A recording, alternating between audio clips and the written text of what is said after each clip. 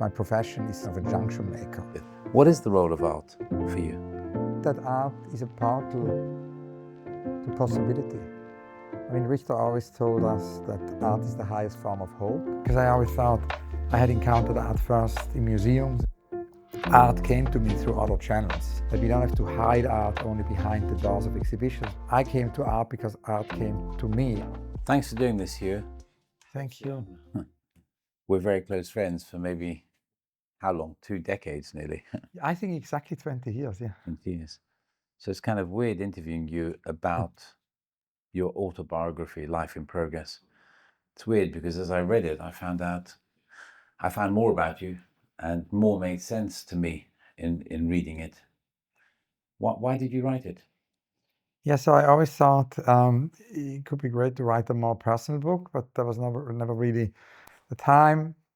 And then the lockdown happened, and before sort of Zoom mania took over, there were a couple of weeks where there was really a lot of time. That kind of time was liberated. And so that's really when the main part of the book was written. But then also in France, there is this tradition which really doesn't exist almost anywhere else, that actually novelists and poets run publishing houses, curate publishing houses. And Bernard Gaumont, who is an incredible French-Swiss novelist, he runs the fiction and the kind of series at Le Seuil, which is a French literary publishing house. And it was him who really always encouraged me to write this book. And then when the lockdown happened, he would just ring me every morning at 8 a.m. So similar time that this podcast happens, like always at the very beginning of the day, super early. And he would say, how much have you written? So I surrendered. I learned a lot about you, although you're a very good friend of mine, as you know, reading this book. Did you learn about yourself in writing it? It was kind of interesting that certain things I had forgotten came in a way back, because I always thought I had encountered art first in museums, and then people would ask me how it all began.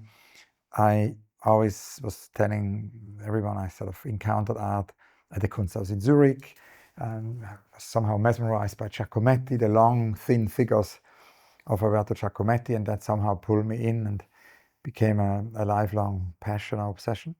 But when I wrote the book, I kind of realized that it was actually not true, because I grew up in a household in Switzerland, the eastern part of Switzerland, where there were really no art books, and my parents would never really go to museums. I mean, they were not against it, but it just would not occur to them. They thought it wouldn't be for people like them. And so I kind of realized writing the book and really going back to the very beginnings that actually art came to me through other channels. You know, it wasn't kind of like museums at all, which I think is true for a majority of people who grow up, that they kind of encounter art maybe in the streets, or encounter art through a book, or encounter art through a postcard. And in my case, it was actually, first of all, through the graffitis, through street art, because Switzerland, in Switzerland in the 80s, and he's actually still alive, still working. This amazing artist, Harald Nägeli, who's a friend of Joseph Beuys, and was actually basically doing his figures all over the city of Zurich. And when, as a maybe 10, 12-year-old, we would go to Zurich with my parents, you know, growing up in a small village, one would always go to the bigger city. I would see these figures in the city, and I would ask my parents, what is this? And I wanted to know more.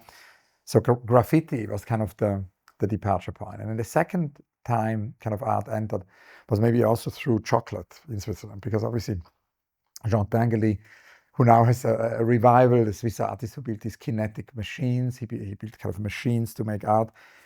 As he was very famous in Switzerland, he was kind of a national treasure.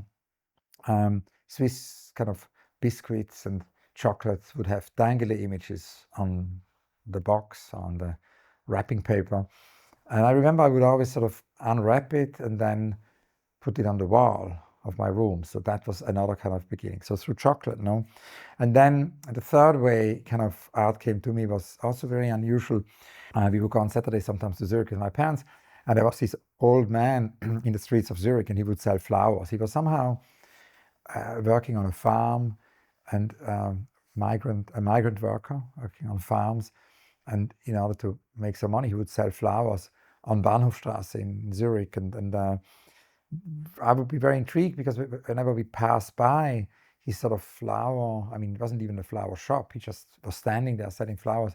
I actually realized that he was also selling drawings, because he was a kind of an outsider artist. He was a kind of an Andy Warhol of the farm, because an outsider artist very much so, because he very much in the sense of Jean Dubuffet. I mean, in Lausanne, Switzerland has a lot of outsider art. There is even an outsider art museum. It's the Musée d'Art Brut, which Jean Dubuffet founded in Lausanne. It's a great place to visit. And Cusy was this classical case of a self-taught kind of outsider artist, and he would just sell these drawings in the street of Zurich. And he's probably the first artist I met, because we started to chat with him. And that's kind of also really interesting, because he would basically mostly draw cows. And he was particularly fascinated, when in winter the cows would come down from the Alps, and then in summer I would again bring them to the Alps, this sort of procession almost. And he made kind of very analog cinemas, where he would make very long drawings of the cows going up the mountain and down the mountain, and then you could basically with your hand move the drawing. It became a kind of a primitive cinema. And so these outsider artists completely mesmerized me, and I was somehow later on visiting him also when I then started to make studio visits. So so it was basically an outsider artist in the street of Zurich, Hans Cusy, a graffiti artist, Harald Nägeli, again in the streets of Zurich, posters for the Montreux Jazz Festival, where artists would do posters. And then maybe last but not least, also the healing kind of medicine of Emma Kunz.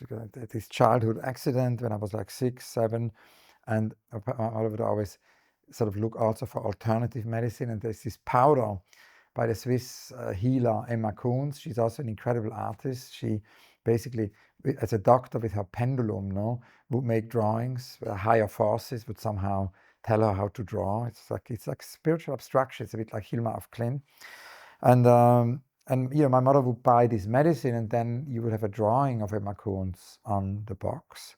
So another, way how art came to me. And then last but not least, it was also the timetable. And you have to kind of imagine, that's the kind of, when I was a teenager, like you, we basically grew up in the 80s. And that's a time which was analog. It's pre-internet. It's basically landlines. It's a time of landlines, but it's also a time when you still had timetables for the train. So it's today, obviously, we would do this online, but every year, the beginning of the year, a very thick book would arrive at every Swiss household with the train schedule. And that became a rather important book for me, because I started to kind of imagine travel. And I started to imagine, when I was like 12, 13, 14, I started to get ready to leave Switzerland. And on the cover of this book, there would be an artwork every year. The Swiss railway system would commission an artwork every year. And I think in 1985, when I was 17, there was this Swiss artist, Claude Sando, a well-known artist from Lucerne, and he did this amazing, very, very colorful sort of painting for the cover. And I would look at that every day, in the living room. There would be this timetable of the trains.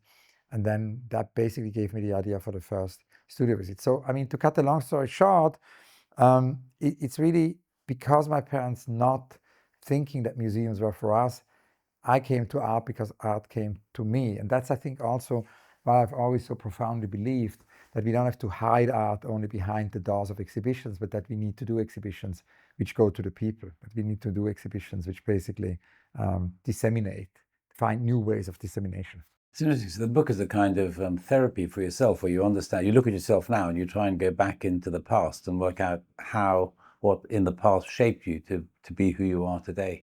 For me, when I read your book, I didn't know about your accident at 6, or maybe you told me, but it seemed very significant. Obviously, an accident has two meanings. One is a chance, which is both in this case, and the accident that put you in hospital for a while. And that seemed to have a very significant effect, because I think in your book you say that made everything more urgent and also pushed you towards art. Do you want to just explain the significance of that accident to you? Yes, I think several things happened. No, because I basically was hospitalized for like several months, and then somehow my parents would give me books. So I think it's the beginning of the deep connection to books, which has lasted kind of ever since. Books play a kind of a quite central role, I think, in my life.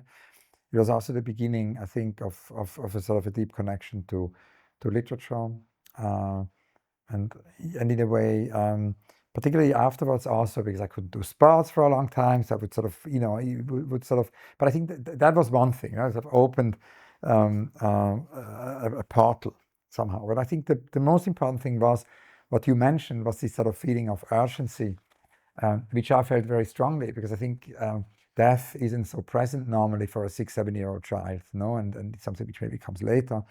But through this near-death experience, I think it was something which created a certain urgency and the feeling that we should just do everything possible every day and not sort of assume, that there are going to be hundreds of other days. And I think that became a quite productive working principle, because I would, sometimes do a book in a day or do an exhibition in a day, just sort of somehow always feeling that we need to get the job done. Yeah.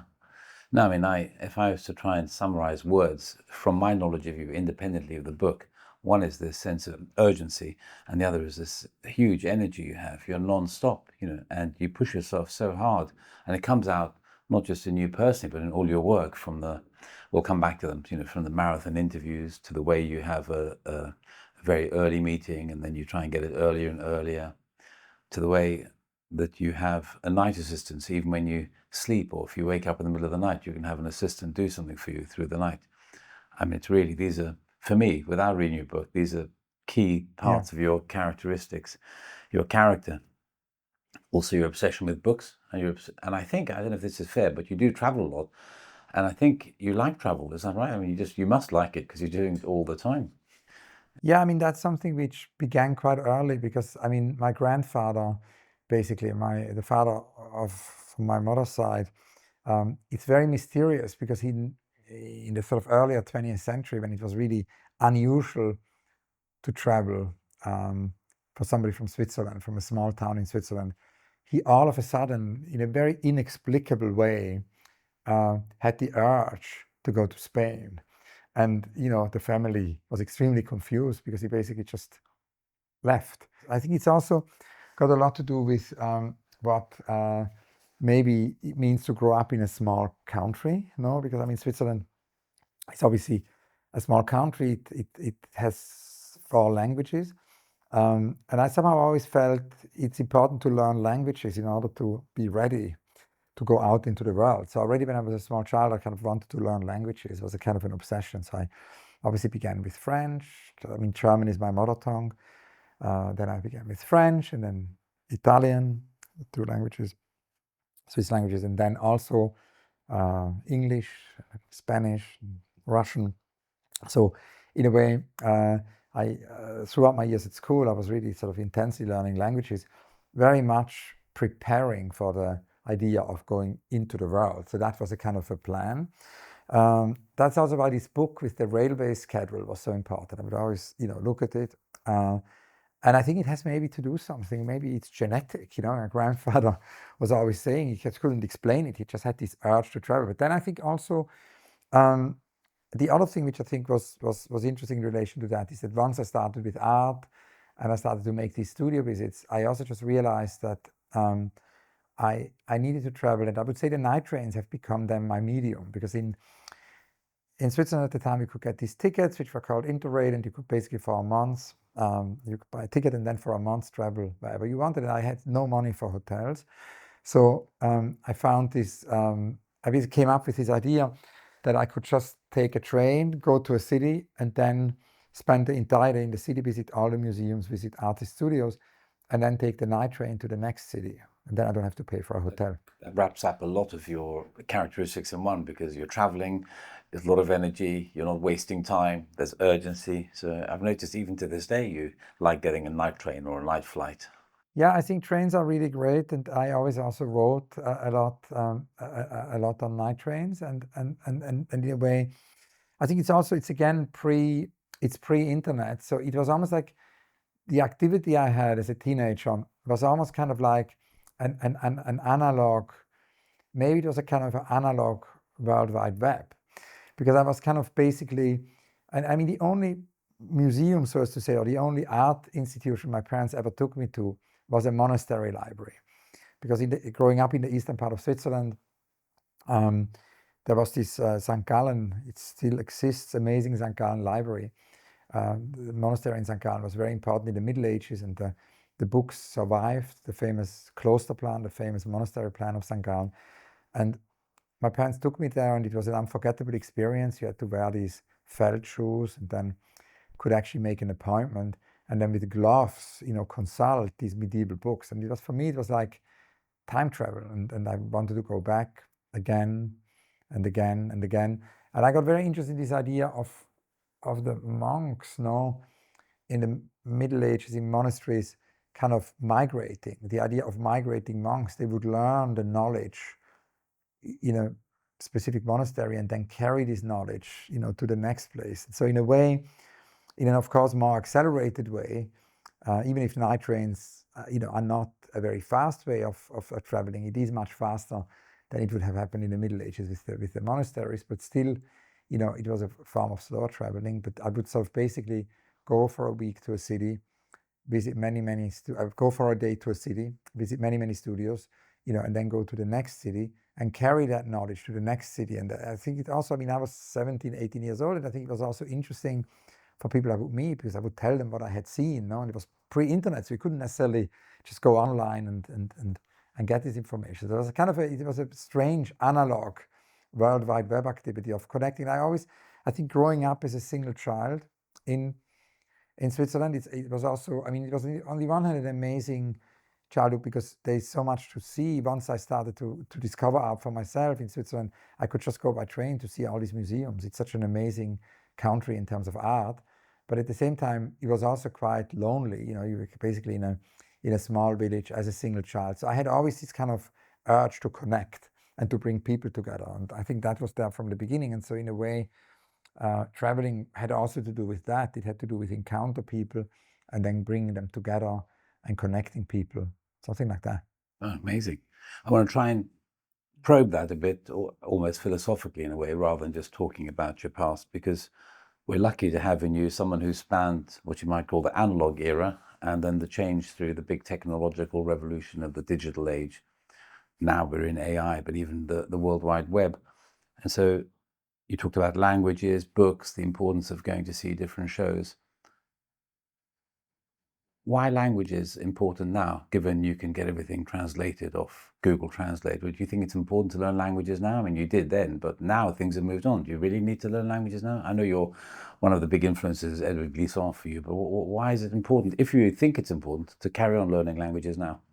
Maybe I can answer it by going back to the story how this book happened, because it's kind of interesting, because obviously when I grew up with Swiss German, already German is a foreign language, because you basically don't write. Swiss language is a spoken language. So when you write, you don't write in your own language. So then I left Switzerland. I learned all these languages. I left Switzerland, and in my early 20s, I started to work in Paris at the Musée d'Art Moderne. Then I worked at Villa Medici in Rome for 3 summers, and I taught at the university in Venice. So it went from French to Italian, and now in London, in terms of the work at the Serpentine since 2006. So obviously, English I already learned before, but now I have a much deeper connection to the English language. So I would say that in a way, it's no longer clear now in which language I write a book. I can write it in either English or German or French or Italian. It basically is quite similar. So it was quite complicated in which language I would write the book. And so I started to write it in German, and it didn't work. It sounded kind of not like me. And then I sort of switched, and I started to write it in English, and it didn't work either. So I actually ended up writing the book in French. And I do think this idea that you can actually choose and have this possibility is a kind of a great possibility. And I think also very often, the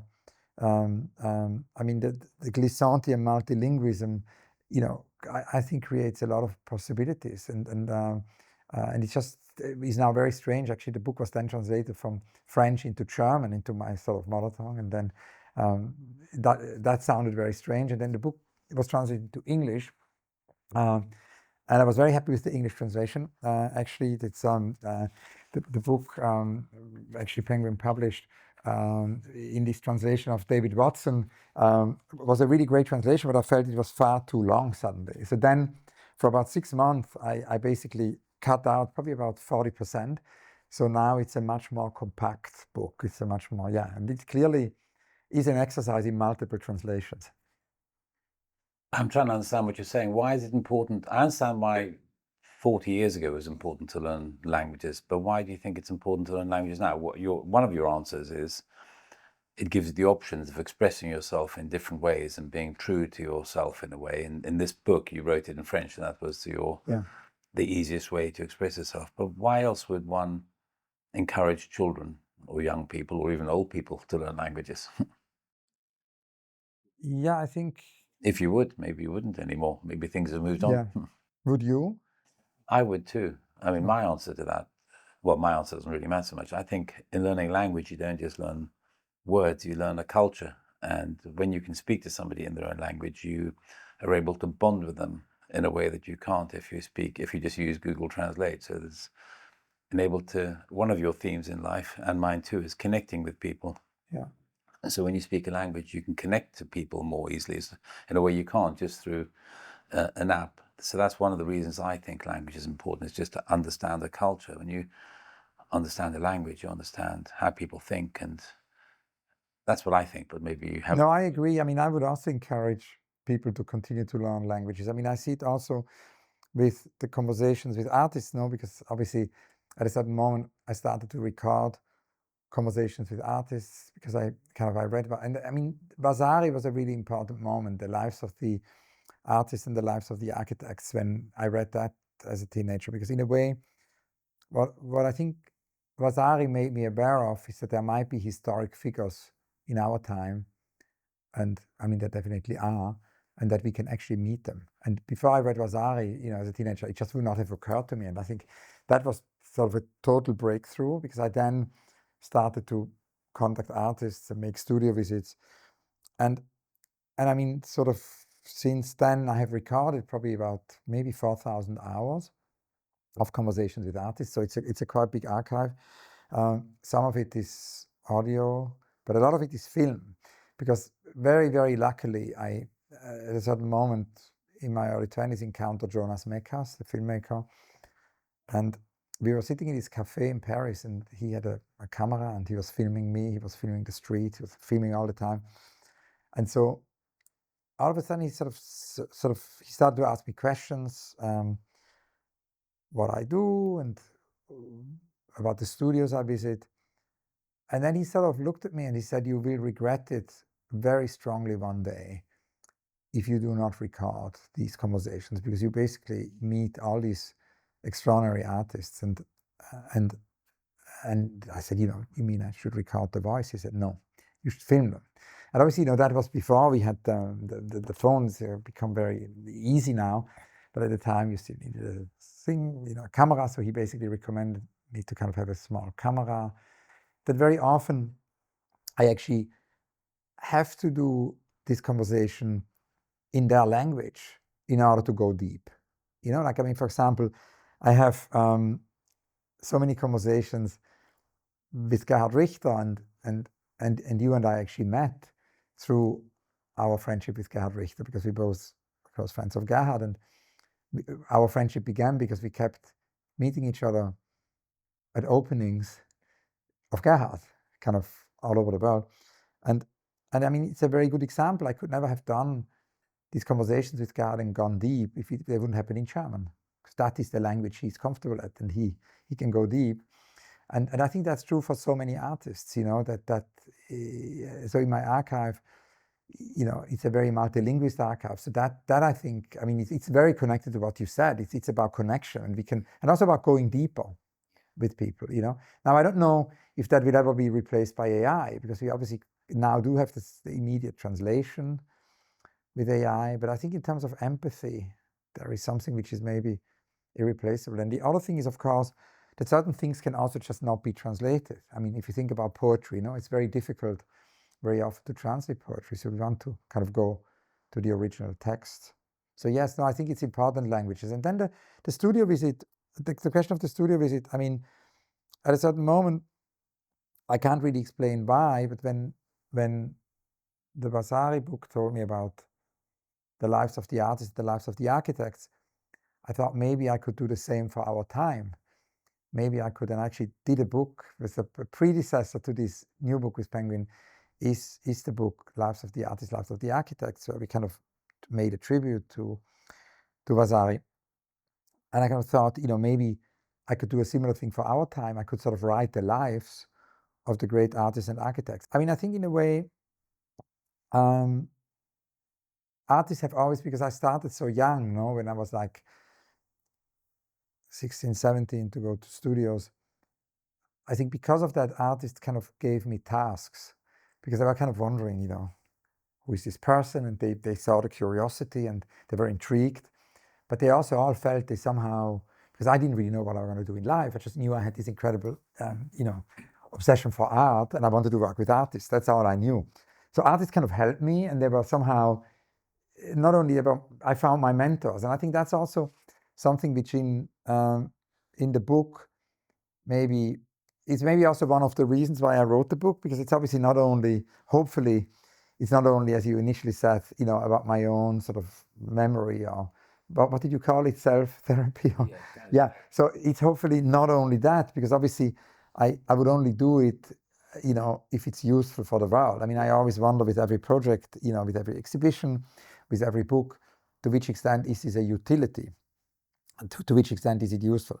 And I do think that this idea, of life in progress, sort of mentioning the process of how I came into art, and has all to do with finding mentors. And I think that's like super relevant, is that we kind of, and it can be applied, I think, to every field. It's not only true for the field I'm in, I think it's true for every field, that we can somehow advance so much faster if we find mentors. Why is that? Why? I mean, I often look at my life, and there's been a few conversations I've had, like in your book, with some people that have really shaped my life over just a few minutes of conversation. Why is that easier to get from a one-to-one or just a mentor than it is from just reading? I mean, there's so much wisdom on the internet or in books, and yet you can be influenced so much more heavily through a mentor. Why is that the case? Why is a mentor so important to you? Why do they connect to you more than just reading quotes and books? Yeah, it's always been a mystery to me, and very fascinating how in one conversation we can learn so much, and it feels like a quantum leap, which can occur sometimes. And I mean, that Makers conversation was such a case in point. I mean, I was no longer the same person afterwards. I left. Yeah, with Makers, when he said you need to record the voices because you need to remember these voices, he was also talking about memory. And he said, many of these voices might be forgotten, and it's about creating a memory. You have to create a memory. And I mean, in a similar way, I would go to see Alighiero Boetti, in Rome. And that was also an incredible lesson for life, because he would spend a day with me and would say that he really doesn't want me to become a curator who would sort of ask artists to do stuff as they always do, he said, but he wanted me to basically listen to artists, what artists really want to do. And so he said basically, and he gave me the methodology, which afterwards I've applied ever since, which is basically that we should listen to artists, what they really want to do, because what is the unrealized project of an artist, which an artist cannot realize in the kind of current conditions, of the art world. So to listen to that and then find ways to make it happen, he said, that should be your job. I mean, that was kind of like, wow. And ever since, I do this every day, Rosemarie Trockel would say, and she was like 33 when I went to see her as a teenager, and so she qualified for what would be a young artist. And she said, it's so wonderful that I would go and see young artists and have this curiosity. But she says there's all these pioneers out there, pioneering artists who are still alive, whom nobody looks at, and who need really more visibility. Very often female artists, she said, who, whose work needs books and exhibitions. And she says, I should not only go and see younger artists, I should also ask these younger artists, who are the inspirations, and that's the Rosemarie Trockel methodology. And I applied it. I took a night train from Cologne and went to Vienna. And I arrived in Vienna, and I asked the young artists I met there, Alois Mosbacher, Erwin Worm, I asked them the Rosemarie Trockel question. I said, who is a pioneering artist in Vienna who should have more visibility, whom I should visit? And they immediately all said Maria Lasnik. And the great Maria Lasnik, one of the 20th century's most important painters, who became one of my closest friends and with whom I've worked so intensely, at that time was really not known so much outside Austria. She was maybe known in Germany a bit, but not internationally. And Osmar was completely right. I mean, Maria was already in her 70s then. She passed away in her 90s. And we've done exhibitions afterwards. We've done books afterwards. So in a way, I would say these are incredible shortcuts. And of course, that is only possible because the mentor, after spending a few hours together, they would realize it is not something, which was random. They would realize what they felt I should do in a way. So maybe that's the key, because I've thought about that a lot. Because you could have read in one of your books, it's very important to document or photograph or video conversations, but that wouldn't have gone through. I think a mentor, personally, is because they're talking to you one-to-one or engaged with you, and there's, as you would say, a connection that makes it go into your brain more than just simply reading it, passively. Yeah, and it's a fine line between, because obviously the mentor, it's not about directly giving instructions because one has to find one's own way. No, it's kind of about nudging, Yeah.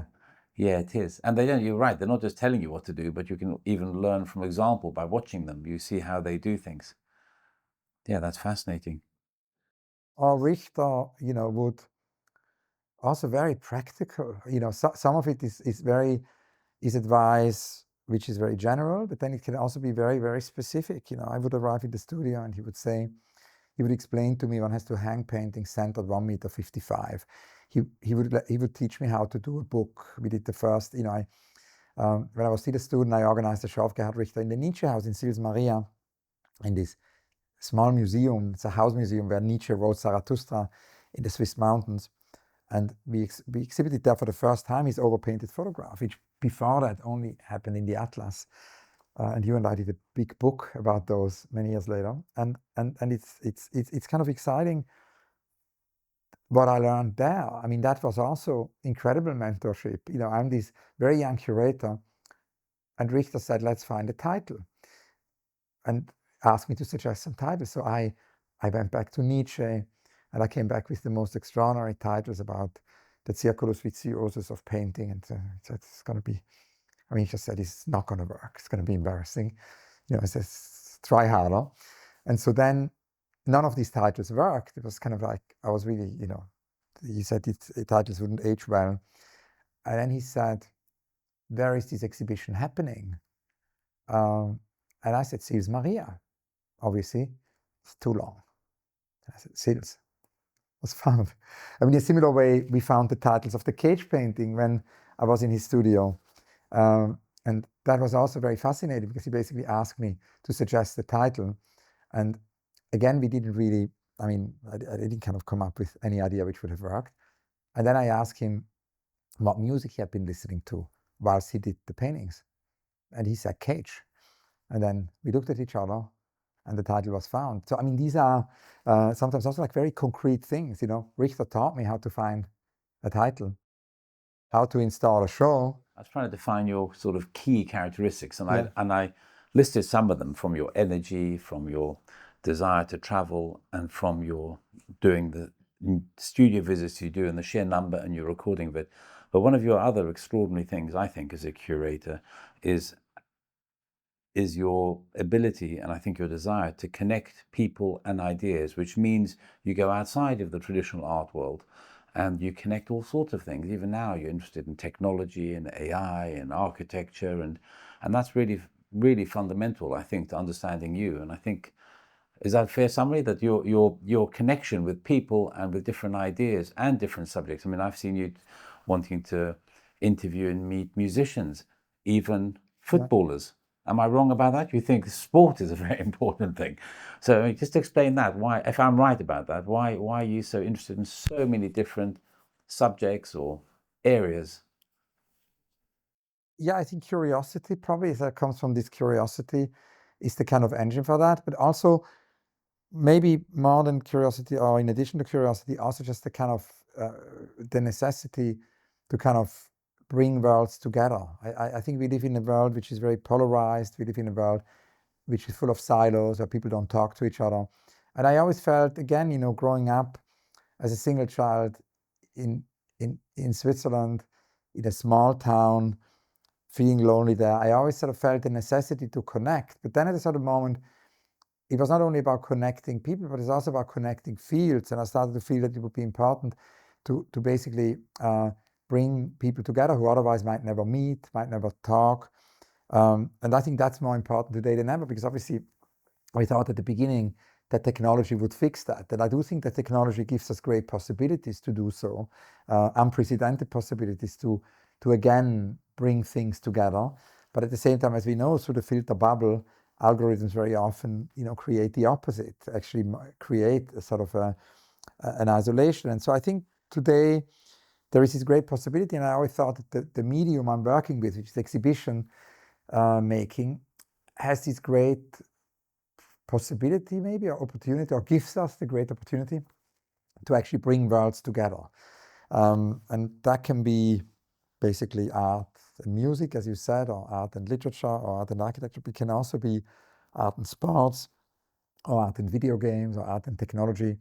And I think that's particularly important also, as it's the potential today of an arts organization. It's also what an arts organization, I think, needs to do. It's what we feel with the Serpentine is so important, is that we can bring worlds together. I remember, for example, when we worked on the Cars project with Fortnite and replicated the Serpentine on the landing page of Fortnite, 150 million people encountered in 2 weeks the Serpentine there, and most of them, are not visiting museums, are also very young teenagers who will play video games. And all of a sudden, many of them came actually to the physical gallery, came to the Serpentine to see exhibitions. So suddenly there were totally new audiences. And I think in a similar way also, just by being very public, by being very accessible, there is this possibility that in exhibitions, encounters can happen between people who otherwise would never meet. I mean, in her beautiful pavilion, Lina got me, because we build a pavilion every year at the Serpentine where we have on the lawn in front of the gallery an architecture commission since 2000. And it's in the last years become more and more also basically platform for younger architects. And when Lina got me did the pavilion, she basically said at table, she wanted to basically create a situation where there was a table, a big table in the pavilion, no doors, everybody can just walk in, and where strangers could meet. And again, I mean, so many encounters happened there where people who otherwise would never talk to each other started to talk to each other. And I think we need to create such situations where in a way that can happen. And I think there's a real necessity in society, in cities today, to kind of do that. So what's the role of the curator to do that, to connect people with ideas and other people? What is the role of the curator for you? I mean, the role of the curator is to kind of enable that, to make that possible. And I think, I mean, a curator in the more classical sense is, of course, someone who brings artworks together. I mean, that's what an exhibition, in a way, does, and takes care. It's in a way a caretaking also of artworks and of objects. I would say, but it's not only bringing objects together, because obviously in the 60s, Lucy Lippard talked about the dematerialization of art.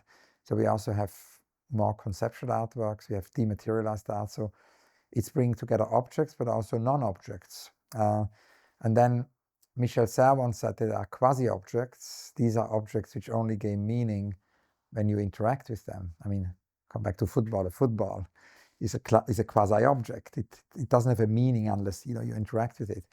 So I think it's also bringing together quasi-objects. And then Timothy Morton talks about hyper-objects. These are larger systems like the weather system, or and so maybe the curator makes connections or junctions between objects, quasi-objects, non-objects, hyper-objects. I discussed this matter with J.G. Ballard, and he said that he actually thinks my profession is somehow the profession of a junction maker, to build these junctions. So maybe that's the answer. Yeah. to your question. But I have to still not answer your question about why books. Yeah. Because you're doing books. Yeah, I love books too, but I wonder how, I mean, I believe in them, but I want to know why you believe in them and why you think they're still relevant.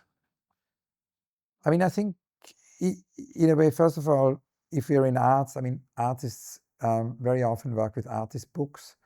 And I think when an artist makes a book and is involved in a book and it's an artist book, that's like an exhibition in print format. And I think that remains still one of the, in a way, maybe most underappreciated artistic mediums. I think there's such an amazing art history of artist books, and I've always been interested in that. So to basically curate in that sense artist books, I think, is an important part.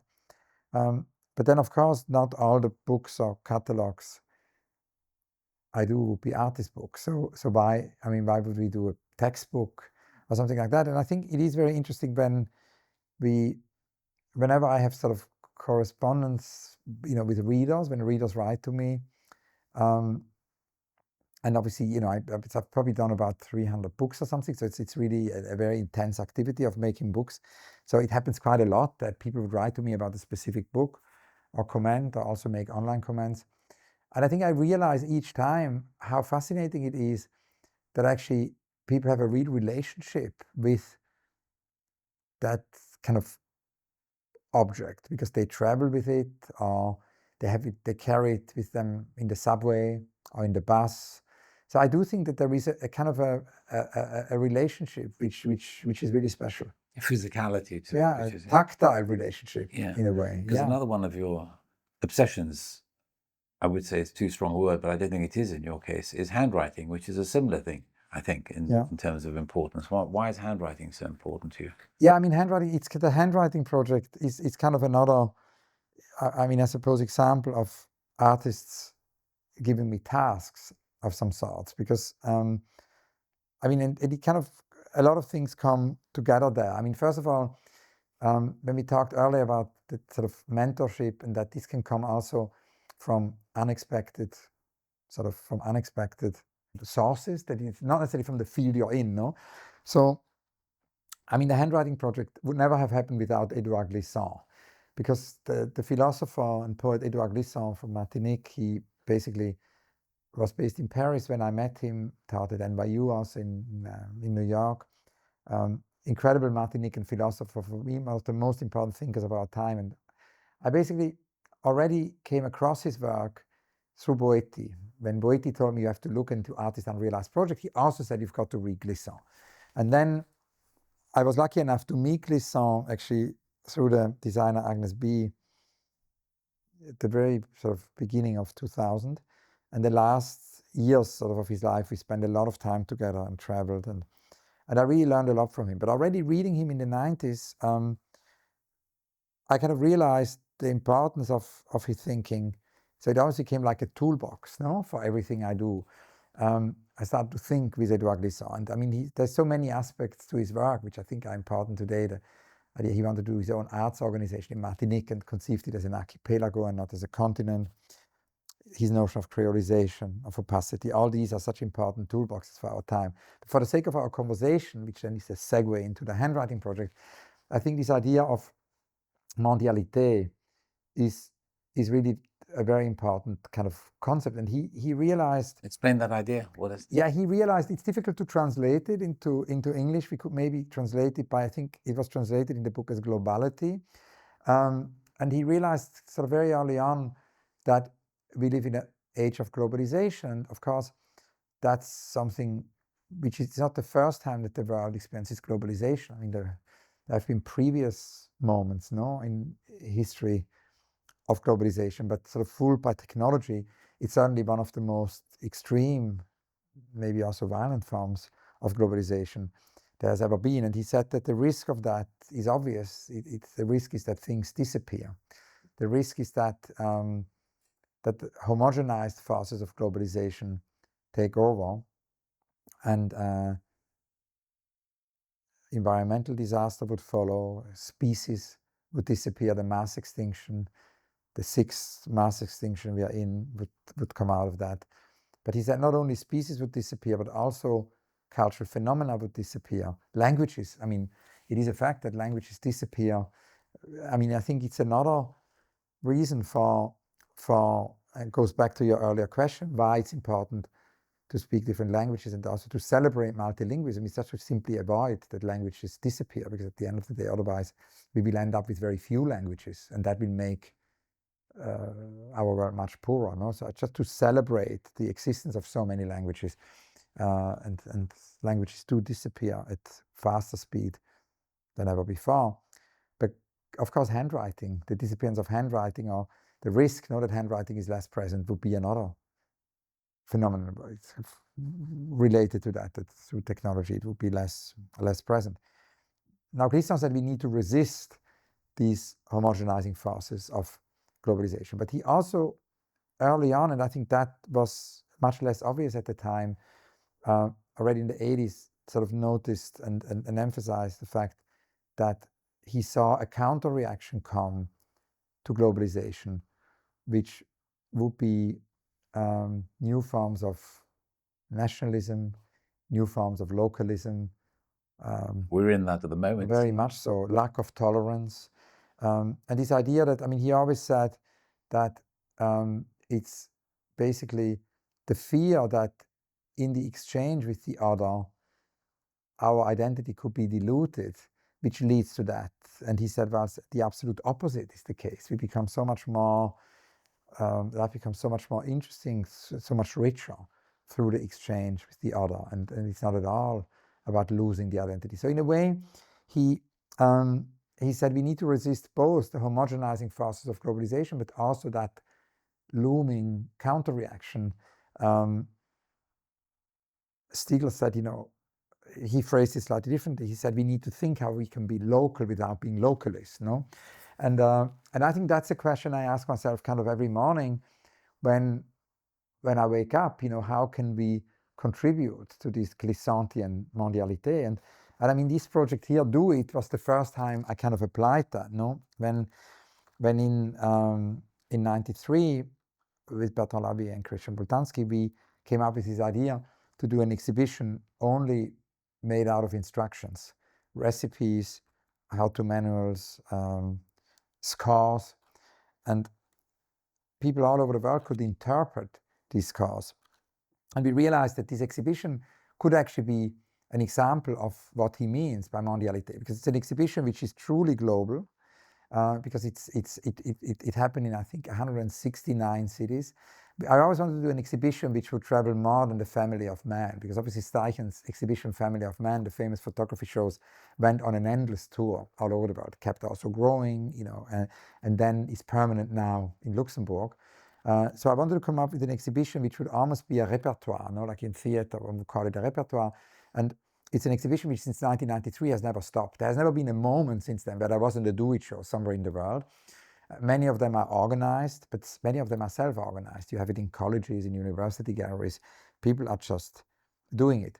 But we obviously realized that the danger also of this idea of sending instructions around the world could very much be also homogenized globalization. So the importance that we actually listen with this show to the local context became very, very important. So whenever the show happens somewhere, and almost everything we discussed this morning, thanks to your great questions, is actually kind of connected to that show. Because also the multilingualism, because the idea is that, of course, these instructions are always written in local languages, then translated. And then, of course, also the idea that we would add local artists to the mix. Of course, the exhibition would be interpreted locally by local artists, but then the local artists would add their own instructions to the archive. And so that would then go to the next city. And of course, there have been so many different Do It versions now. I mean, during the lockdown, there were a lot of home Do It's because people couldn't go out of their home. So we had Do It versions which people could do on their balcony. So we could do exhibitions during the lockdown. And then, of course, there are also specific Do It's according to geography. There have, for example, been 3 books in Mandarin, which happened in China, with instructions. There has been an Arabic Do It. Explain what the Do It is to people who don't know. How does it work exactly? So basically, it's instruction, it's artworks you can do yourself. Who gives the instructions? The artists. So the artist gives the instructions. So we, for example, have Franz West, who gives us the instructions how to do a sculpture with your broomstick at home. So you basically bandage the handle and bristles with cotton gauze, and he gives very precise instructions how you can actually take your broomstick out of the cupboard and in a few hours at home create a Franz West sculpture, a sculpture which you can then activate in front of the mirror, but you can also, when you have guests, basically deal with that, and you can encourage your guests to act out their intuitive thoughts for possible uses of the object. So that would be an example. But then it's also things you can really do in a way in daily life, when you go to the city, things you can do with your photo album or with your photo archive.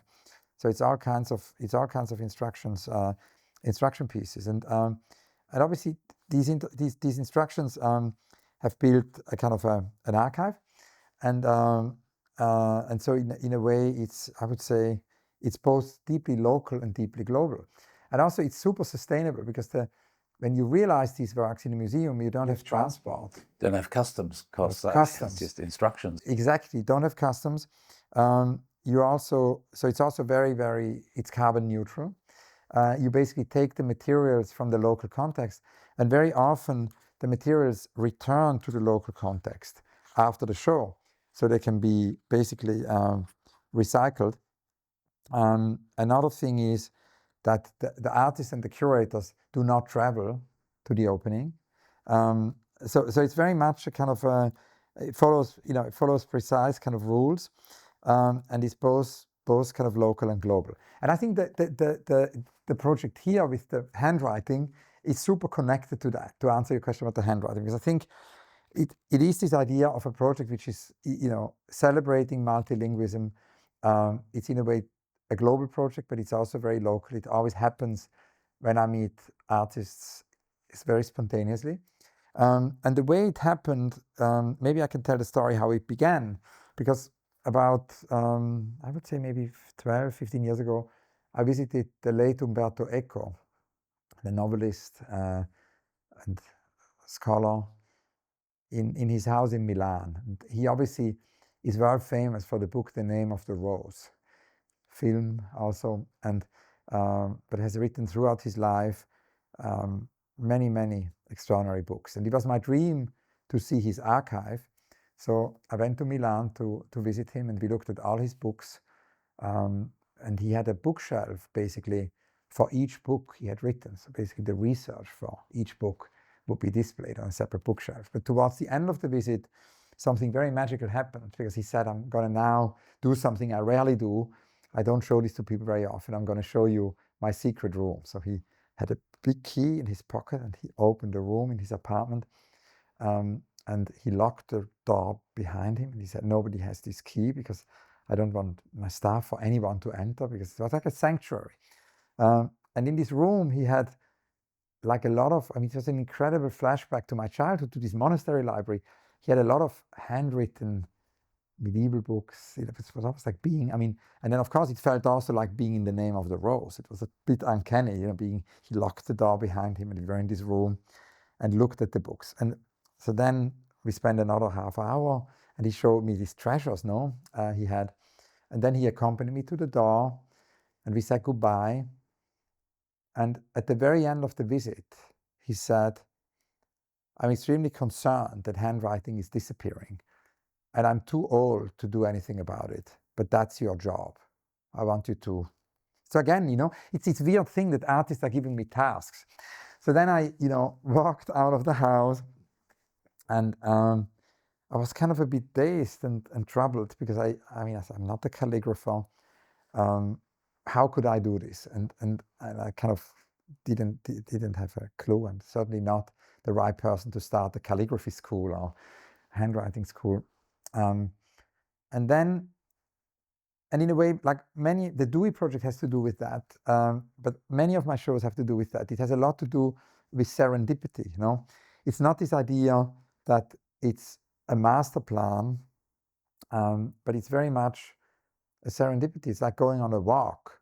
And chance plays a big role, but obviously chance is being sort of provoked. It's not just happening, but it's chance enters. So then a few weeks later, I'm in the studio of Ryan Trekatin, and he explains to me that a new app has been created called Instagram. It was the beginning of Instagram, and that he really thinks I need to do this. And so he basically took my smartphone, and he downloaded the app, Instagram, the then very new app, not so known app, Instagram. And then he was an early adopter of the Instagram app. So he had already quite a lot of followers at the time. And so he posted to all his followers the news that I had joined Instagram. So I had another challenge. So first of all, you find a project about handwriting, to save handwriting. And then he had given me the task to kind of do something with Instagram. And I knew what I didn't want to do. I mean, I knew I wouldn't sort of want to Photograph yourself. Selfies weren't an option. And also I certainly didn't want to kind of bother people with photographing my food in restaurants and stuff or at home. So I kind of had a long list of what I didn't want to do, but I had no clue what I wanted to do. I knew that it needed to be a project, a bit like Do It, that it's something I could do for a long time, and which also was a mission. No, it needed to have a purpose. Again, it's always the question, how are things useful? But I just couldn't find it. And then time passed, and both problems were unsolved. And we approached the end of the year. And my partner Kushonga, the artist, and I went on holidays, Christmas holidays, with the artists Etel Adnan and Simone Fatal in Bretagne, in Brittany, in France. And if you've ever been to Brittany in December, it's quite rough. You know, it's very beautiful to see, but it can really rain a lot. And so we went on a walk. It was a nice cloudy morning, and then all of a sudden, very heavy rain started, and we had to find shelter in a little cafe in the village. And the rain would just not end. It was endless rain for hours and hours and hours. So we had a very wonderful conversation, and of course, Etel's amazing wisdom. She told us amazing things about poetry and art. So did Simone and Ku, and we had these conversations. And then at a certain moment, the unavoidable happened is that Ku and Simone and I, after maybe 2 or 3 hours, would take our phones and started to answer a few emails. Whilst Etel didn't have a smartphone, so she took out her little notebook and a pen and started to write a poem. And it's at that very moment that I realized that that's the solution to both challenges, right? Because I am with artists every day and with poets and architects and designers, and I could ask them to handwrite something, a sentence, a poem, a slogan, a motto, a thought, a wish. So I've kind of filmed and photographed Etel writing this poem, and I posted it on Instagram. It kind of became my first Instagram post I felt kind of good about. And ever since I've done it, and it's become a small movement. No, and a lot of people follow it who are not necessarily in the art world. It's people who are interested in handwriting and following it for different reasons.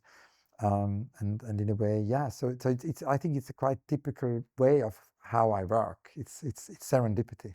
It is also, I mean, handwriting, as you said to me, each person's handwriting is unique, and so it's a kind of connection between people when you see other people's handwriting, and yet it's a globalization the way you've done it through your Instagram and through your books, and yet everyone retains their individuality as well. So it celebrates both, you know, that tension you talked about, the glissant tension between globalization and connectivity. Can I go back to something else, though, if I may, for a minute? Which is, I think one of your mentors taught you a lesson that I can see you repeat or still learning from every time you do a show, which was the importance of exhibitions or shows changing the rules all the time. You know, it's not as if you're a curator that simply gets several paintings together and puts them at 155 centimeters around the room. You're always reinventing exhibitions and rules. And it's funny because you said to me earlier, what you learned from the book was that your experience and you being sucked into art wasn't contrary to what you believed because you saw an exhibition anywhere. It was before that. It was things outside of exhibitions. The guy selling his drawings of cows. But can you explain your philosophy about how you got it and what it is? The philosophy basically that exhibitions should always change the rules. Yeah, I think somehow the idea that exhibitions can create kind of extraordinary experiences means that sometimes one has to do things maybe differently than they're usually done. And of course, it's a very delicate thing because it has to happen in close consultation and dialogue with artists, because otherwise there is the risk that we instrumentalize art, no, and do something with art which would be against the wish of the artist or against the intention of the artist. So in a way, it's coming up with rules of the game of doing exhibitions, really in very, very close dialogue with artists. And I can give you another example for that, maybe besides Do It or the handwriting project, and that would be Take Me, I'm Yours. So we spoke with Christian Boltanski, the late Christian Boltanski, another artist I was very close to, who was a mentor. And he basically said how exciting it would be to do an exhibition where you can do everything you're usually not allowed to do in a museum. And you can touch the work. There are certain works you can actually take home and do your own exhibition in the apartment where you live. You can interact with the work. And that was the kind of moment we started Take Me, I'm Yours, which is actually the very first exhibition I did in London. And it's also the very first exhibition I did at the Serpentine. Long before I joined the Serpentine, it was basically a guest curatorship. And it was Julia Peyton-Jones who had invited me to guest curate an exhibition. And I told her about this idea we had with Boltanski, and she thought it was great. And so we did this exhibition where you could interact with the works in so many different ways. You could, basically, it was a room of Hans-Peter Fellmann with thousands of images from floor to ceiling. And you could basically take the images from the wall. And so every evening, the room had to be refilled. And you still today, you know, sometimes when I visit people, I see that they have these images on the fridge, on the wall. You know, it kind of goes back to my childhood. This is how I encountered art. So I want to kind of create an exhibition which disseminated all over London. And of course, a lot of artists have an interest in that, have an interest in their work being disseminated, you know, through different channels, not just, you know, through galleries or museums. And so we toured this exhibition to many different cities, and each time added local artists, a bit like with the Dewey project. So that was the rule of the game there. And I mean, I think we are fine with examples, no? We have to Take Me, I'm Yours after that. But I think one thing also with the rule of the game is, so first of all, it's always derived, you know, from conversations with artists. So we don't instrumentalize art, no? Particularly if we do. What do you mean the rule of the game? You mean the? So if I come up with unusual ways of doing exhibitions, changing the rules. Yeah. Exhibitions done in a way they're usually not done. It's important that happens in dialogue with the artist, because, you know, we don't want to have a situation where art is instrumentalized. But then there's one more thing which I think is important, which is that that it's not only top down, because I think besides, you know, Glissant, that's the inspiration from literature, from theory. Another very important, I would say, influence came from urbanism. And that's when I started to spend a lot of time with Jonas Friedman. Jonas Friedman was an urbanist who passed away a few years ago, who his entire life basically worked on this idea that we should avoid top-down urbanism, that we should basically, because if you look at the city, it's very difficult to predict what people do. So he basically said, as an urbanist, we need to think about self-organization. And for me, that was an incredibly revealing and also unexpected thought, because if you're a curator, you're basically mostly in a top-down activity. You know, you decide what's in and what's not in the show. You make a checklist. It's very much, you know, there isn't a lot of space for self-organization. And I started to think, you know, how interesting it would actually be to somehow question that, you know. So in that sense, you know, if you think about rules of the game for unexpected exhibitions, it's not always top down. It can be bottom up. So to give you an, you know, artists were my mentors, but then I was very lucky that after that, in my 20s, I had two visionary museum people who became my mentors. Suzanne Paget, from whom I learned how to run a museum. I mean, I learned everything from her in terms of museums, everything about a museum collection, about how to combine the contemporary and the historic. I mean, her visionary activity at the Musée d'Art Moderne de la Ville de Paris for so many years and working with her there was essential. And then, of course, also Caspar Koenig, the German impresario with whom I did my first big exhibitions, you know, the Broken Mirror, and from whom I also learned a lot about how to work in exhibitions with architecture and things like that.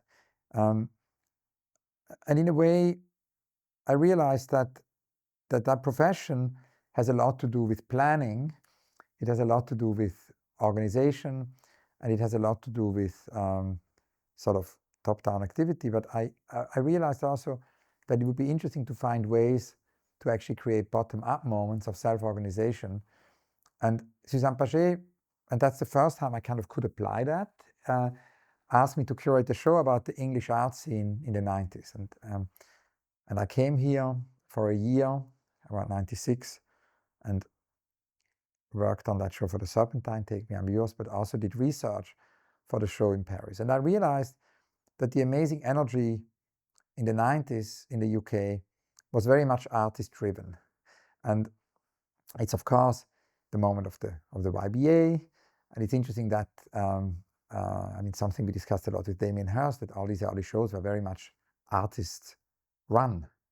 And I realized also that if I wanted to actually talk about that, it couldn't just be me making a list and say that's what we're going to show, but I actually needed to listen. But I also needed to basically acknowledge that these artist-run spaces played a very, very central role. So we started to map them, asked David Shrigley to make a map, and London was full. I mean, at the time, real estate, basically rent was very cheap. So a lot of artists had their own artist-run spaces, places like Bank, like City Racing, played a very, very central role. So I thought, like, wow, Jona Friedman says self-organization. So we invited these artist-run spaces to do exhibitions within the exhibition. So we basically gave them parts of the museum, and we said, you know, do a show about what you think is London right now. And so we didn't really have a checklist until a few days before the opening. So it was really a new way, way of doing a show. And of course, through that, we found out a lot of things we could never have found out otherwise. And the exhibition became also a very open exhibition because you hadn't just one curatorial vision. You had basically, shows within the show. And that would never have happened without me encountering Jona Friedman and him making me, aware of that. And I would say I've done that with a lot of shows afterwards, always thinking about how we can actually bring moments of self-organization and how we can question the curatorial master plan. I've noticed in shows that I've been involved in, there can be a tension between an artist and a curator or not. I mean, what is that relationship really? Because why can't an artist curate his own show? I know some of the great artists who say, that's not my job. I just create art. Somebody else has to curate it because that's part of interpreting it and putting it together and knowing what's best to show together. But how does that work, that relationship between a curator and an artist? I mean, it's a conversation, and very often the conversation starts a long time before the show and continues hopefully a long time after the show.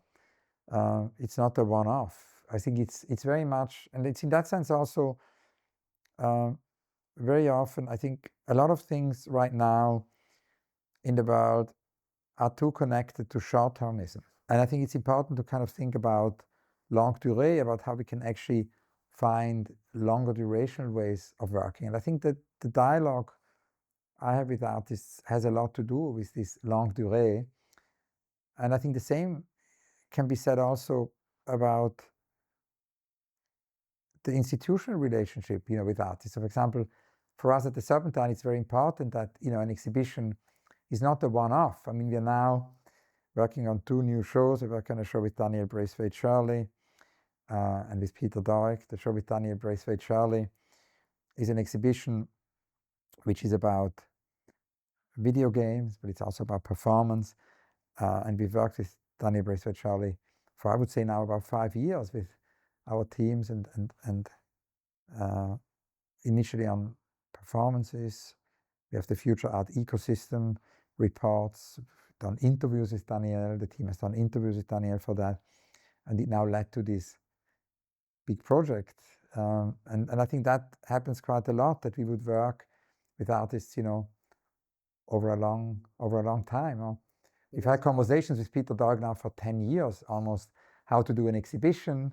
And obviously that's also, I think very exciting that we found now a way to do a very unexpected show, which is exciting for Peter. It's a show he wanted to do. But it needed a lot of conversation. It's not like we said, we're now doing a show, we're selecting these paintings. No, we were talking with him for many, many years. What would be exciting for him? What's a show, he's always wanted to do? And he's come up with this phenomenal idea. That reinvents the game. Totally, because it's basically going to be a painting show, but it's also going to be a show about music, because it's about the relationship Peter has always had between art and music, and with his sound system he has in his studio, his dialogue with Lawrence Passerat, this amazing sound system he had in cinemas in the 30s, 40s, which are of such extraordinary sound quality. They're going to come to the gallery. They're also amazing objects. They're going to be exhibited alongside the paintings. And Peter himself, but also musicians, poets from Clinton Kwesi Johnson, for example, are going to come and play records and activate the exhibition. That I think is an example. So going back, it's whether it's top down or bottom up, whatever. So it's a dialogue between the curator and the artist, which together they bounce ideas off each other, and they come up with something that neither one would have thought of initially. So it's not just the curator tells the artist what to do, or the artist tells the curator what to do. If a good curator encourages an artist to, through that dialogue, you come up with options that neither of you thought of in the beginning. Is that right? Yes, and I think to be open. I think that besides curiosity, and I think openness is also something I always felt is very important in that work too. But I want to say one more thing about the long-term thing, because I think what is interesting is also that right now a lot of artists are actually interested in doing things beyond exhibitions, beyond this sort of temporality also of events. And they're interested in more long-term perspective. So many artists right now are working on gardens. And if it's Precious Okoyomon or Alexandra Daisy Ginsberg. So for example, we talked to Alexandra Daisy Ginsberg, and Alexandra really wanted to do a garden in Kensington Garden for pollinators. And that's another project, I think, which brings a lot together about, maybe different rules of the game. So rather than to do an exhibition, we did a garden with Alexandra Daisy Ginsberg, the kind of biggest public art project we've ever done with the Serpentine. A very big garden in collaboration with the Royal Parks. And Alexandra wanted to do a garden which would be foremost for the pollinators. So it would basically not be driven by us, but it would not be made for us, but it would be foremost made for pollinators to attract them. So together with AI, so technology came into the mix. It's an AI-assisted project, and AI helped her to basically find the planting scheme which would be most attractive for pollinators. And it was incredible. So for 2 years, we had these pollinator gardens, and literally, I've never seen more pollinators, bees and other pollinators in one spot kind of gathered. But it was at the same time a garden we as humans could also enjoy, but it was not an anthropocentric kind of, project. And that idea that I think we also need to always think, if you think in the 60s, there was land art, and out of that, a new institution was born, because Heinrich Friedrich realized that DIA, needed to happen in order to accommodate these works. And I think today that more and more artists are interested in longer-term projects. We need to rethink what that means for institutions. Also, a lot of artists are interested in farming. Otobong Kanga in Nigeria, we did a show with Inka Shonibare. Inka has a whole farming residency also in Nigeria. Adrian Villarrojas has a farm has a farm in, where is the farm? In Rosario. So I think artists are interested in that right now. The other thing which I think artists are interested in also is, again, public art. I think a lot of artists are interested in creating artworks which maybe also can be both artworks, but can also have a utility, can also be used for things in public space. I mean, it's interesting, my partner Kushonga started to do these very architectural skateboard parks, which are phosphorescent, and they happen in many cities all over the world. There's one in Liverpool, which happened with the Biennale. There's one with Oscar Niemeyer in Sao Paulo. There is one in Seoul. There is basically there's one right now at the Haus der Kunst in Munich, and we can experience those as sculptures if we come from an art perspective. But there is just so many kids who basically just skate, and for them it's an extraordinary experience to skate in such a sculpture. So I think that's another thing I think a lot of artists are interested in kind of creating artworks which would kind of go into society, and there is a kind of a big focus right now on public art, and again also such projects which then can stay, which basically have a longer duration. I think also the idea that art can appear where we expect it least. Know that basically, I mean, first of all, the people can encounter art without expecting it, I think, is very powerful. I mean, some years ago I came back from a trip, and I went to the office really early at the Serpentine, like at 7 a.m. And the taxi driver wondered if I would work there, because obviously nobody would visit the Serpentine at 7 a.m. I said, yes, I do. And he said that he wanted to tell me the story of his daughter, because they came basically on a walk with his daughter on a Sunday. And all of a sudden the daughter ran into the pavilion, because obviously the Serpentine pavilion have no doors. And it was the Selgascano pavilion at the time. So she was kind of galvanized by this very colorful pavilion and ran in. And he said he was initially kind of annoyed because he couldn't continue the walk and had to wait, and she didn't want to leave. But he kind of just wanted to thank us, because he realized now that she wants to study architecture, that very unexpected encounter had really given her the vocation. And, he was particularly grateful, because he said that he would have always told her, museums are not for people like us, because already his parents had told him that.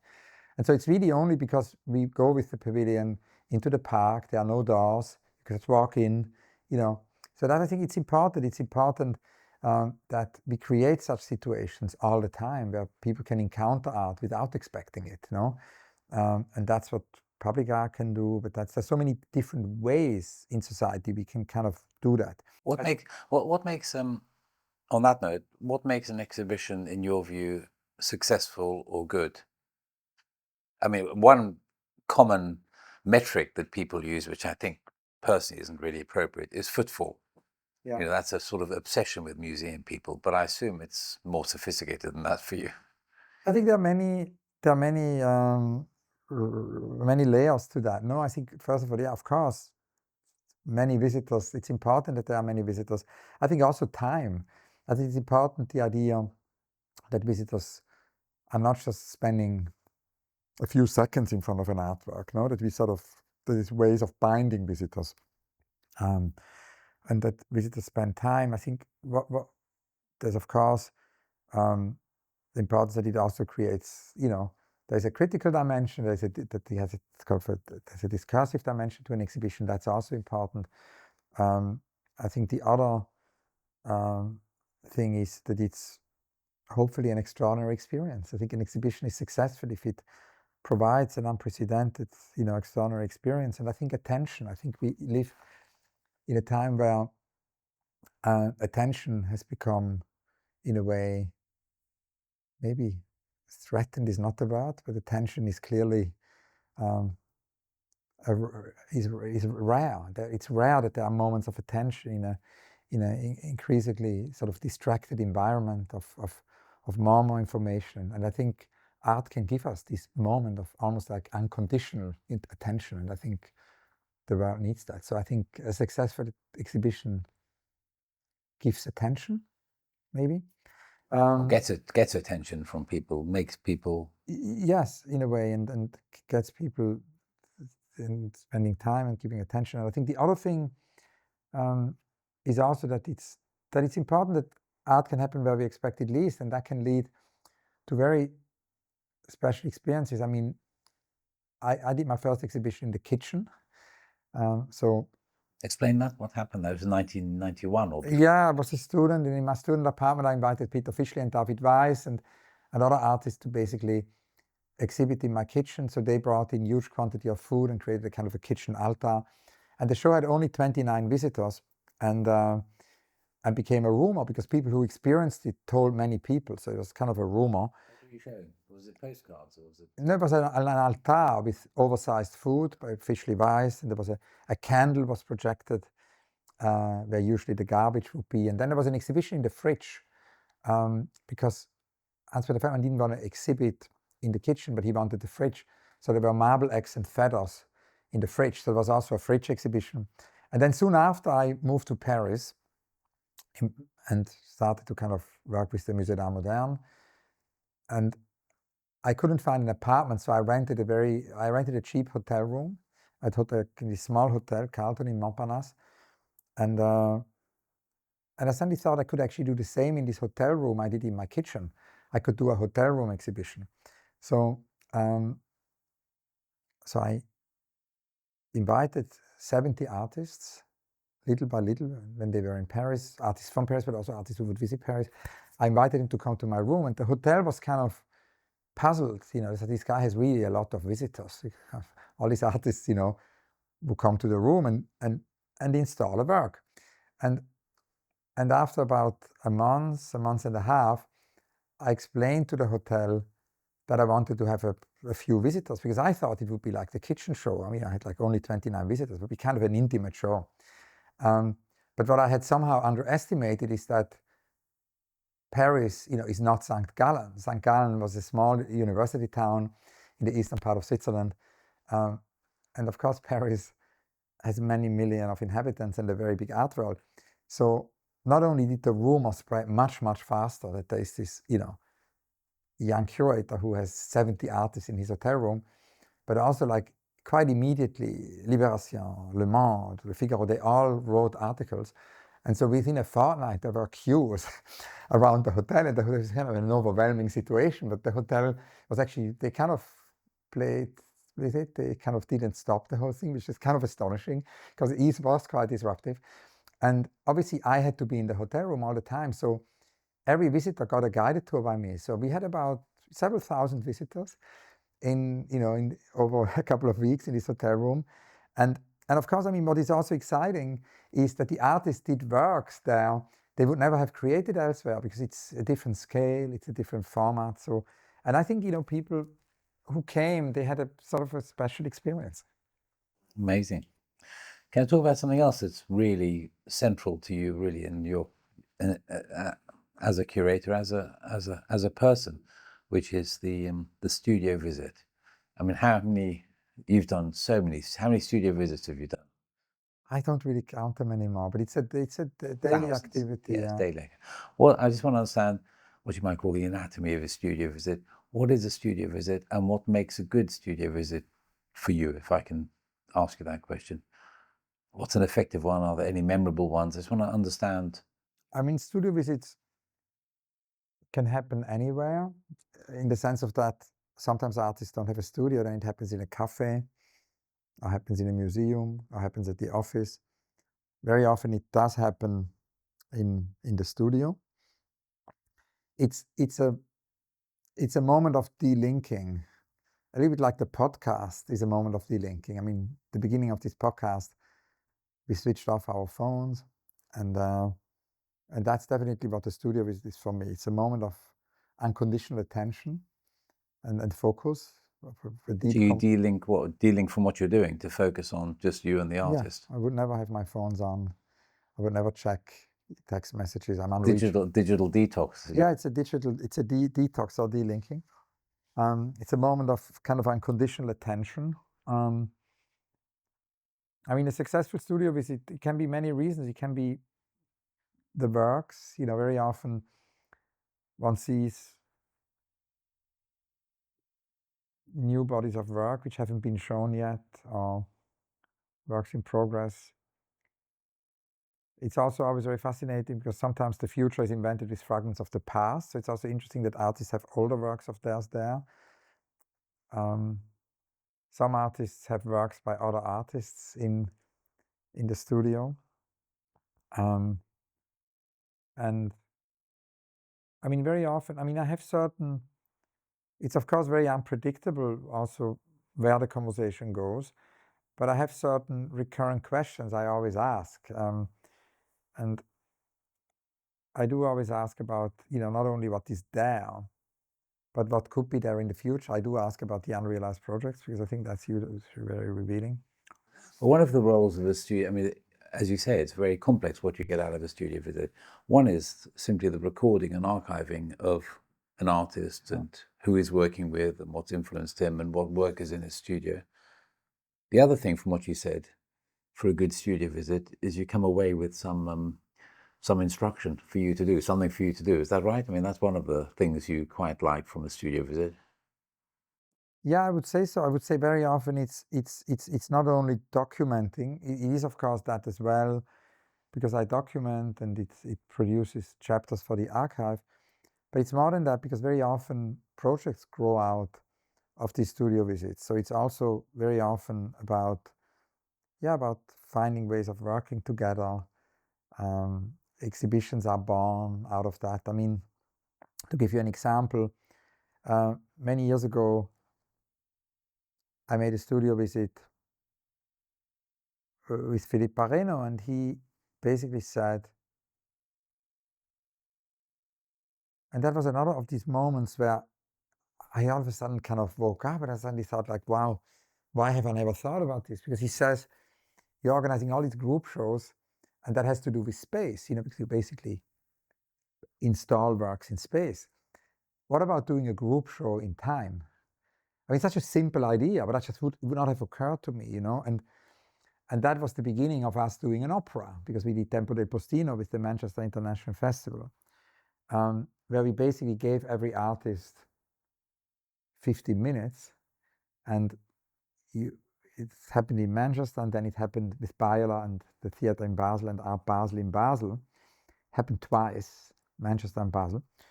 And basically, visitors would sit in a chair and it would be there for 2 or 3 hours, as it would be in an opera. And every 15 minutes, another artist. And the artist could work with the orchestra. So there would be also music. And it was a sort of a time-based group show. We called it Postman Time, Tempo del Postino. And that grew out of a studio visit. It's amazing. I mean, for me, when I've done hundreds of studio visits too, I love just when ideas come out and when you see the world in a different way as a result of thinking about something with an artist. Here's a big question for you. Not really, well, I'll ask it anyway. It's a bit cheesy, but I'll ask it. What is the role of art for you? I mean, art always changes, I think, what we expect from it. So we can't really, in that sense, define it. It escapes definition. I mean, Richter always told us that art is the highest form of hope. And if there is a definition, that's my favorite definition. But I also think that art is a portal to possibility. Can I ask you another thing, which is personal, but it's in your book, which is how your mother's death affected you, if I can ask that. Yeah, when I began to travel, my parents were quite worried because when I was like 16, 17 and I started to travel all over Europe. So at the beginning, they kind of came with me on this trip because my mother was concerned. So there's this famous story. We kind of went to Vienna and I visited this Riva studio of Erwin Wurm and Alois Mosbach and different artists who were there. And it was in the suburbs of Vienna and it was kind of like a rainy day. And my parents, thought they needed to kind of follow. And then there wasn't a cafe where they could wait. So they were kind of standing there and waiting with an umbrella. And I think that day they realized they just had to let me go, and it wouldn't be possible anymore to kind of to follow this. But I then thought, they couldn't keep up with you. Yeah, and then, but I didn't want them to worry. So I read that this film critic Danet had somehow the same problem because he started to travel. The parents were worried, so he had sent the parents a postcard whenever he went on a trip. So I sent basically my parents a postcard every day when I was traveling, and that was good. But then when I started to publish books and articles in magazines, and whenever I would write a small article for like a big anthology or something, I would send the entire book to my parents. And my father wasn't so much into it, but my mother would read it from A to Z. So she would not only read my little text, she would read the 500 pages anthology. So obviously it was kind of fascinating over the decades. She would accumulate quite a lot of knowledge, because she would read everything I've written, but she would read everything my colleagues would have written in these books. If I would read an article I wrote my early articles for Parquet, and also B.G. Kurgan and Jacqueline Burkhardt were kind of mentors in Switzerland. Then, like, she would read the whole issue of Parquet, and then every issue of Parquet. And so she more and more started to kind of be fascinated by art. And then when she was in her late 70s, around 79, she suddenly started to make art. She started to create these extraordinary objects in the apartment and would sort of hide them in the cupboard and would fix them in the kitchen. And she did probably about 50 sculptures, small sculptures. And you could kind of enter the apartment and not see it, but then when you knew, you'd sort of would see it. And I thought that was, very beautiful, because it also shows us that, we can either start very early, but we can also start very late. There isn't a prescribed rhythm in life when we do things. Some artists do all their works in their late teens or early 20s, but other artists, another artist I visited often was Pierre Klosowski, and he was an intellectual, the translator, and he was a philosopher and a thinker. And then in his 70s, he suddenly became a visual artist, like my mother, would become a visual artist in her late 70s. So at any moment, art can happen. And then, yes, it was basically in 2019, and my mother passed away, and we also, Rosemarie Trockel had always given me the advice not only to visit pioneering artists, but she also had given me the advice that I should interview my parents. So the last couple of months when my mother was alive, because she says, you would all of a sudden realize afterwards that the voice is gone and you can't listen to it anymore, when somebody passes away. And so she says you absolutely need to record. And so I did that with my mother. We sort of did basically many, many, many recordings. And I think that was also very inspiring for the book, because it sort of brought back so many memories, and it was all sort of like, there's a chapter about that. Can you tell me, during your lifetime, how the art world, whatever that is, we know what it is for us, as sort of museums and exhibitions and art fairs and things, has changed, and how it's changing now, or how it might change in the future? I'm not asking you for a sort of prediction, but I know what we've discussed this a lot, but I wouldn't mind just recording your views since you started to now, how the art world's changed and what's happening in it now. First of all, when I entered the art world, there was a very limited number of art centers. It was after the Second World War. The story has it that Paris lost the avant-garde to New York. So there was still this idea that there would be such a thing as an absolute center, right? And I think it became clear when I entered the art world in the 80s that sort of was a very Western-centric view of art, and that it was important to kind of acknowledge, make visible, celebrate the kind of a polyphony of art centers on all continents. Cities on the Move, the show I did with Hu Han Ru about Asian cities, was an early kind of version of that, when in the second half of the 90s we did this traveling show which looked at art urbanism in Asian cities, and brought many of these artists and architects for the first time to Europe, but created also a whole city. The exhibition kind of became a sprawling city. It again was very much an application of the Glissantian ideas. It's kind of was a learning system. I think also I believe in exhibitions which learn.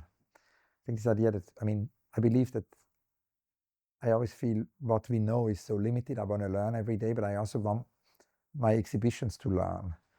And I want visitors to learn. I want everybody who is involved to learn. And so it doesn't start with this arrogance of an exhibition to have be an absolute statement, but I think an exhibition needs to evolve and learn.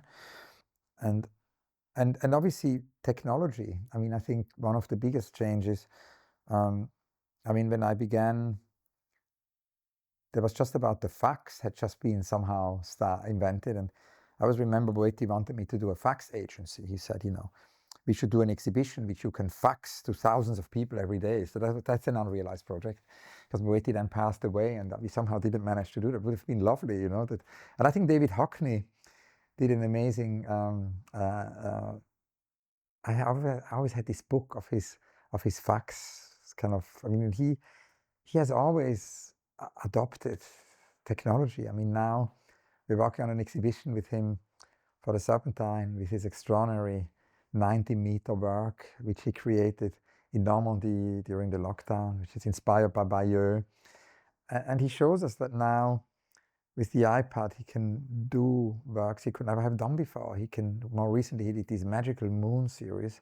And he explained to me that basically he could never paint the moon, because if you go outdoors, he would have to light the canvas. And now with the iPad, he could just sit in the dark and paint the moon. And it was sort of, and he's throughout. And so it's interesting that Boetti taught me to do a fax agency, and actually Hockney did it. Hockney did a fax kind of exhibition. He did early experiments also in the 80s with computers. So, I mean, this idea of technology, and we had a conversation, I think, last year at the Serpentine with Bettina Korek, our CEO, and I, and our teams, because we have a whole tech department, and we invited, I mean, and that's something I thought was very important when I joined the Serpentine in 2006, and for the first time, before I was a curator, but the first time I had more institutional responsibility initially as a co-director and then artistic director. So I felt it's really important to also think about new departments, how can a 21st century institution also structurally change. And one of the first things we did is to actually invite Ben Vickers to create a tech department, because the art institutions didn't have a chief technology officer, didn't have a technology dimension. So Ben basically became initially our technology curator, and then built a whole department, which is now run by Kay Watson, and we have headed by Kay Watson. We have a whole team of young curators, so we can do video games, we can do like the show now with Daniel Braithwaite Charlie, which opens next week, but we can do also things for the sector, because we want this to be useful for the entire sector, not only for us. We can do exhibitions with AI, like Holly Herndon and Matt Dryhurst, or a project with the AI choirs, where we really looked into ethically sourced AI, but also where the data set with Refik Anadol, also with his ethically sourced, large nature system, but then with Holly Herndon and Matt Dryhurst. And the book ends on that. And the book kind of ends quite abruptly, in a way, because it's in progress. So I didn't want to come to a conclusion. It's a kind of refusal to have a conclusion, because we're going to continue to write, and in a way, because it's in progress. And so it ends on this AI chapter where I talk about Holly Herndon and Matt Dryhurst and this amazing idea. And that's what we declared. We declared it to be the year of AI at the Serpentine. And in a way, we wanted also, I mean, art, you asked me for what is art, and I think, I mean, there's so many ways of answering that. Being a kid in Switzerland, one of the first definitions I came across was Paul Klee, and he said, art makes the invisible visible. And that's exactly what Holly Herndon and Matt Dryhurst did with this exhibition, where they basically created an amazing data set with choirs, a data trust with choirs all over the UK. And then actually that data set became the exhibition, became the artwork, and visitors could actually, because usually when you basically work with AI and you ask AI some questions, and you work with large language model, you don't really know what's that data set. It's perfectly invisible. And I think that's also very strange for a lot of people with AI, that they, they don't know where it's coming from, what it was fed into the data set. And Holly Herndon and Matt Dryhurst wanted to make the data set the artwork. So the invisible, was in a way made visible. And I think that idea is certainly one of the really big changes because both you and I grew up in a very analog world. So we have one foot in that world, and we have one foot, of course, now the digital world. And I think, in a way, all the work is about that. It's both and instead of either or, instead of no. But I think it's about thinking how we can use technology for art in a way that brings people together, that doesn't separate us in filter bubbles, as often algorithms now do. And I think that's how artists kind of use technology. It's about also, and I mean, it's fascinating to see, for example, with someone like David Hockney, how he uses technology, but then yet at the same time, over the last couple of months, has created extraordinary new paintings, as he always did. So yeah, it's both and instead of either or, instead of no.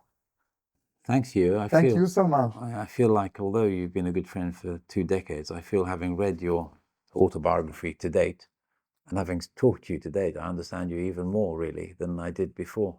And you're really, to me, a great inspiration. And when I'm with you, I always feel inspired and energized to go out and do more and learn more. And everything becomes more urgent when I'm with you. It's quite exhausting sometimes. But thank you so much. It's total reciprocity. I feel very inspired by you. Thank you, Hugh. Thank you.